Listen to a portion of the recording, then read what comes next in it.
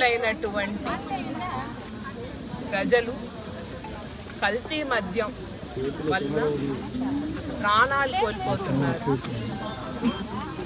నెల్లూరు జిల్లాకు సంబంధించి ఈరోజు ఆ కల్తీ మద్యం గురించి మహిళలందరం కలిసి వచ్చి పోరాటం చేసి ఎక్సైజ్ ఆఫీస్లో వినతి పత్రం ఇచ్చి దానికి తగిన చర్యలు తీసుకోమని కూడా ఆఫీసర్లను అడగడం జరిగింది.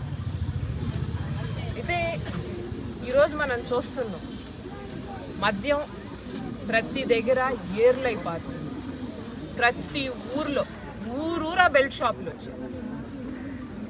ఏ సమయంలో పడితే ఆ సమయంలో మద్యం సేవించి, కల్తీ మద్యం సేవించి ప్రజలు ఆ కల్తీ మద్యం వల్ల మనసు చెడిపోయి మానసికంగా ఎంతో ఒత్తిడికి, ఉద్రేకానికి లోనయ్యి మహిళలని వేధించడం, కొట్టడం, రకరకాలైన అత్యాచారాలు చేయడం వాళ్ళ కంట్రోల్లో కూడా లేదనమాట. మద్యం సేవిస్తున్నారు, ఎప్పుడు పడితే అప్పుడు సేవిస్తున్నారు.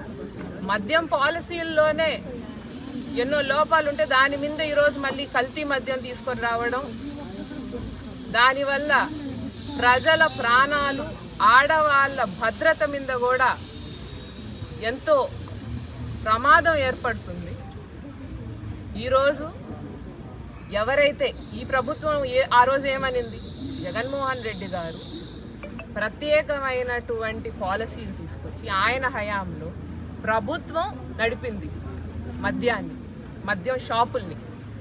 కాబట్టి ఏ రకమైన అవతవక లేకుండా జాగ్రత్తగా పరిమితి అయిన టైము, ఎప్పుడు పడితే అప్పుడు దొరకకుండా, ఇప్పుడు కాబట్టి ఎక్కడ పడితే అక్కడ ఎప్పుడు పడితే అప్పుడు దొరుకుతున్నాయి మద్యం. అట్లా కాకుండా ఇంత టైంలో చేసింది.